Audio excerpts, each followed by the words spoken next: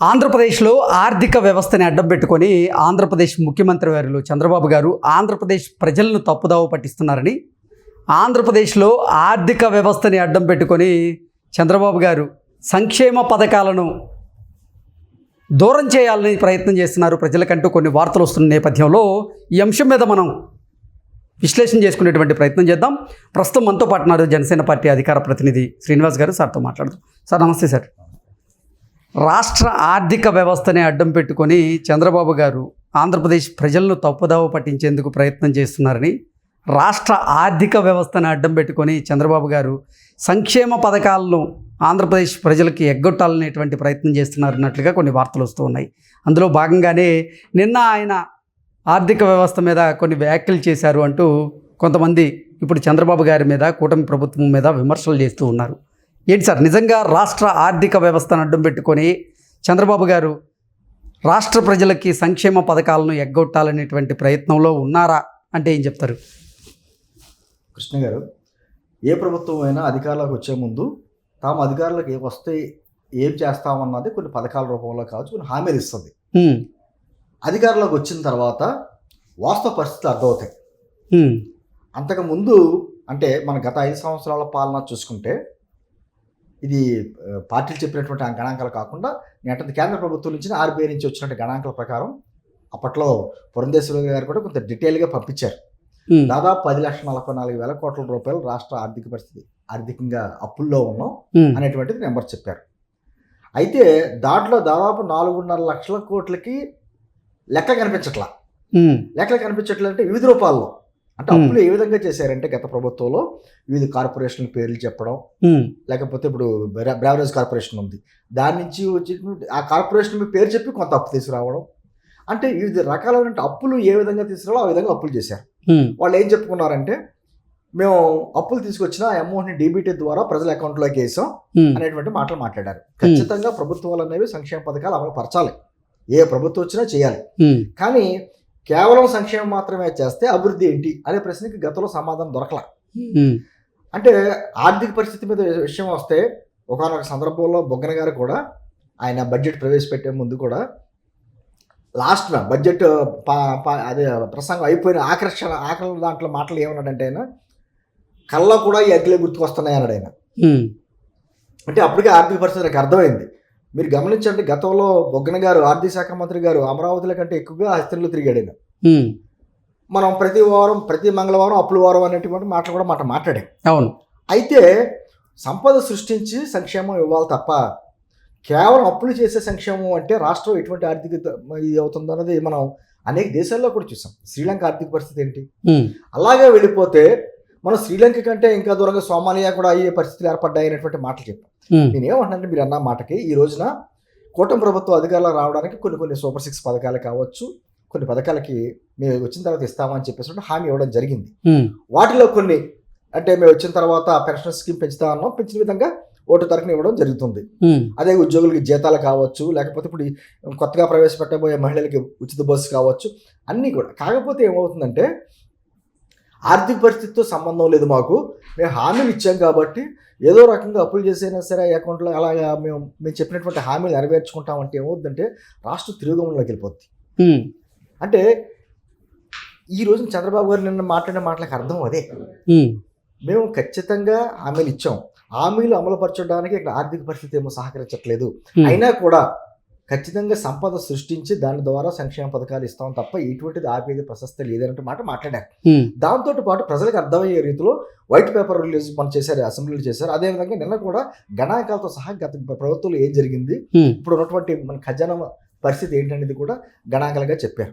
నిజంగా చంద్రబాబు గారు కూడా జగన్మోహన్ రెడ్డి ఆలోచించి ఇవన్నీ అనవసరమైన హామీలు ఇచ్చాను కాబట్టి ప్రభుత్వ భూములో లేకపోతే కార్పొరేషన్లో దినోదాన్ని తాకట్టు పెట్టేసి ఆ డబ్బులు తీసుకొచ్చేసి ఈ పథకాలు ఇచ్చేయచ్చు. కాకపోతే ఏమవుతుంది భవిష్యత్తు? నేను ఏమన్నానంటే, అప్పులు చేయడం తప్పు కాదు కృష్ణ గారు, అది ప్రభుత్వం కావచ్చు, కుటుంబం కావచ్చు, కానీ చేసిన అప్పు దేనికి ఖర్చు పెడతాం అనేది ఇంపార్టెంట్.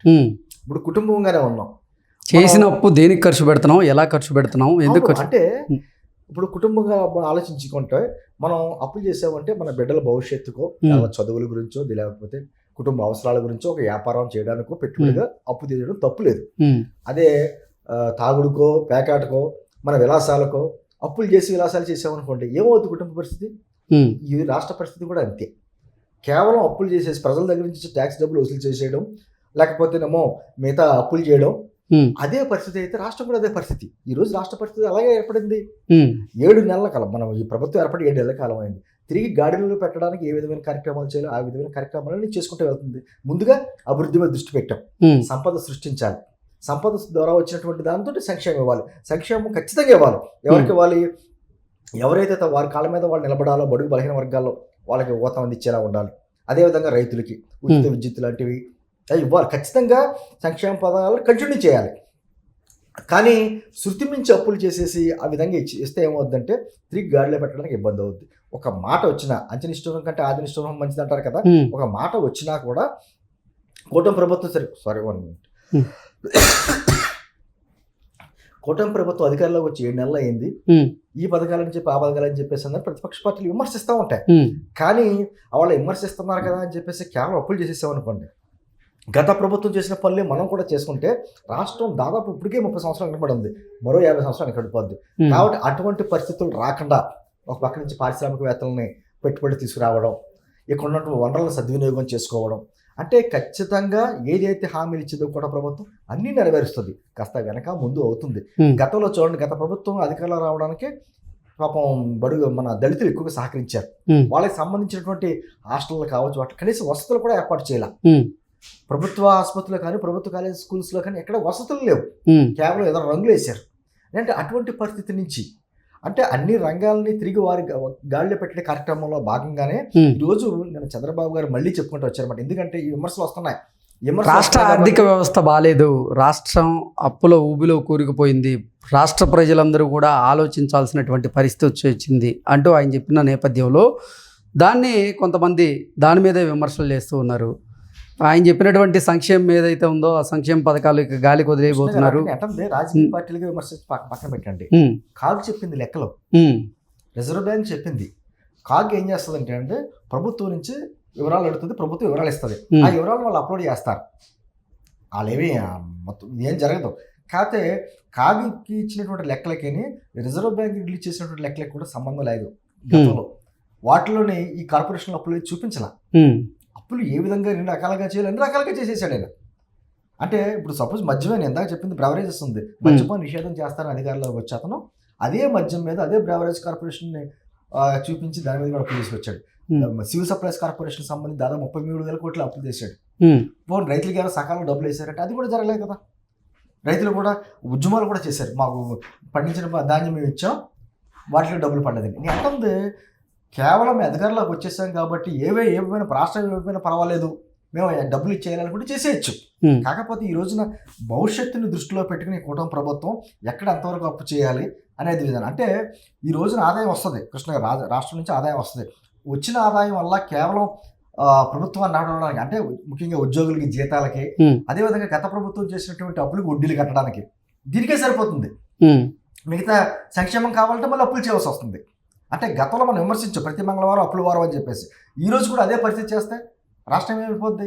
అందుకే రాష్ట్రం గురించి ఆలోచిస్తుంది కాబట్టి కూటమి ప్రభుత్వం ఎంతవరకు అప్పు చేయాలో అంతవరకే. అతి భారం మించి తలక మించిన భారం అప్పు చేసేసి తర్వాత చేతులు ఖాళీ నుంచోబెట్టే పరిస్థితి కాకుండా సంపద సృష్టించి సంక్షేమం ఇవ్వాలనే ఉద్దేశంతో ఈ రోజున ఆచితూచి అడుగులు వేస్తుంది.